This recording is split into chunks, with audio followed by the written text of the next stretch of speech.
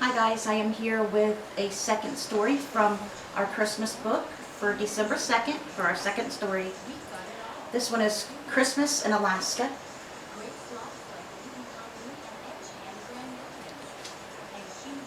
It is by Aaron Janiso from Fairbanks, Alaska.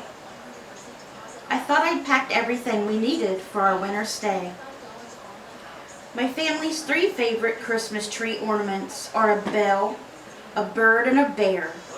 A small hand-painted china bell my mom bought for me before I was born. A bird my husband Jim grew up with. It's made of fabric and has wire feet. And a bear Jim bought on a business trip to Alaska the summer before our daughter Aurora was born. By now she knew that the ornament read Alaska. Today I looked out the window of our rental cabin at the real thing. This Christmas, the ornaments, along with all the other Christmas decorations, were back home in Roundup, Montana. I had packed only the necessities for our winter stay in Fairbanks, 200 miles from the Arctic Circle. The ornament box was just too big to bring. It wasn't the only thing I missed. Jim owned a microscope repair business and had built up a client base among the large specific community that serves government agencies and a wide range of private industries. Looking back, I could see that God had led Jim there, where it was easier to establish himself in a competitive business. After Aurora was born, his annual summer trips became difficult for the family, so we joined him. We would spend the warmer Alaskan months together. Warmer it was, but less than idyllic. Weeks of cold rain, mosquitoes like you would not believe. What if we switched to winters, I suggested when Aurora turned 5. How much colder can it be? I found out when she and I arrived on a late November afternoon. The sky was dark.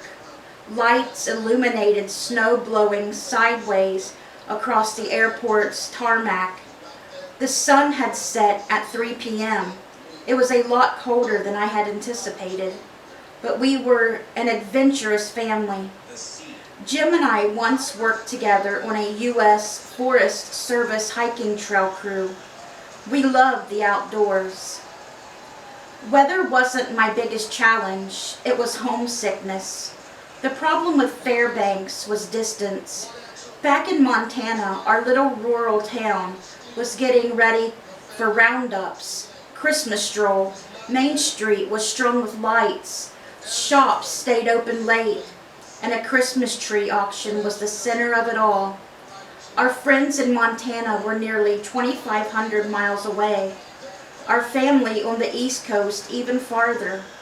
The holiday season felt completely out of my reach.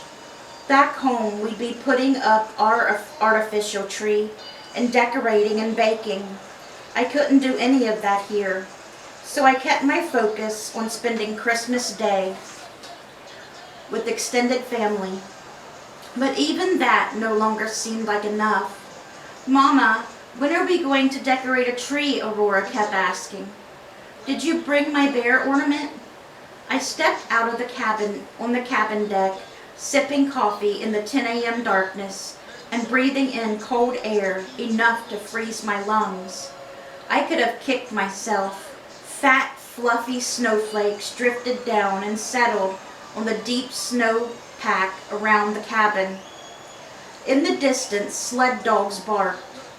About a quarter mile through the woods, a network of trails and frozen rivers led all the way to Nome, nearly 1,000 miles to frozen tundra. Maybe Alaska had been a good business decision for our family, but Christmas was a different story. Jim was already off to work. So far, I'd spent most days since we arrived holed up in the cabin with Aurora. We needed to get out and make the most of it. As soon as the sun finally appeared, I bundled up Aurora and strapped her into her car seat. We're going grocery shopping, I said. The studded winter tires crunched as we headed down the snowy drive toward the grocery store. If God really had led Jim to Alaska, maybe it was time to start acting like he was still here with us. Over the next few days, Aurora and I made a point of getting outside as much as possible. We went ice skating at an outdoor rink and joined a happy crowd of other families at a sledding hill on the University of Alaska campus. That weekend, we all put on Christmas sweaters and drove to the next town over, the North Pole. Who knew? A 42-foot tall statue of Santa stood outside a white Alpine style building with red trim called the Santa Claus House, a tourist attraction since 1952. We fed the reindeer and posed for pictures. Aurora presented her wish list. The following weekend, Jim slung his axe over his shoulder, and the three of us hiked into the woods to find a Christmas tree, the first we'd ever cut ourselves. As we loaded the tree onto the sled to pull it home, the sun came out from behind a cloud. We stopped in our tracks and stared. Golden light angling low from the winter horizon illuminated ice crystals in the branches around us. The air seemed to sparkle, and the birch and aspen trees covered in jackets of glittering hoarfrost glowed as if from within.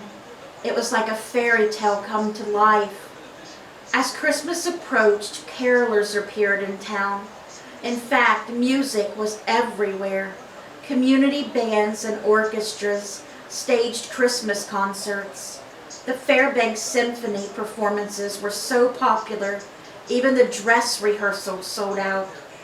We took Aurora to see the Northern Star Ballet's production of the Nutcracker.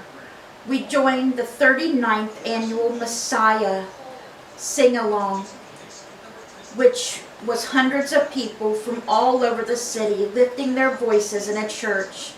These hardy Alaskans knew how to celebrate. The night we returned home from the sing-along, we stood on our deck, necks craned skyward. The northern lights were out. We watched wide eyes as ribbons of color wavered and danced across the clear night sky. In a few days, the three of us would board the plane home to family and friends. We'd be back after the holiday to spend the rest of the winter here, but still I felt sad. Fairbanks looked like Christmas. It felt like Christmas. The snow-flocked trees, the icicles, the Christmas lights shining in the winter dark, music everywhere, my holiday spirit in full swing. I still missed our Montana traditions, but Christmas, I decided, is portable. Where our family is, where God is, where there's celebration of Jesus' birth, that's Christmas. Next year, we'd pack our precious ornaments to hang on a tree we cut down ourselves. Aurora's bear ornament would get top billing. Alaska, thousands of miles from Montana, our new Christmas home. All right, guys, and here's the pictures from those stories. Did you like the story, Sher? It's over. You like it? Yeah. Look at that pretty fish, guys. It's like the northern lights on the ice, making objects and stuff. Isn't that so cool? I think that's so cool. So I hope you guys enjoyed tonight's Christmas story. And we'll be back tomorrow with another one. Oh, and I forgot to tell you the advent calendar for December 1st. Give me a second here. Or December 2nd, I mean, sorry. December 2nd advent calendar says, pine cones spray painted gold make cheerful teacher gifts, ornaments for the tree. Silver and gold, be really pretty. Alright guys, I hope you guys enjoyed this one, and I hope you have a great night. Good night.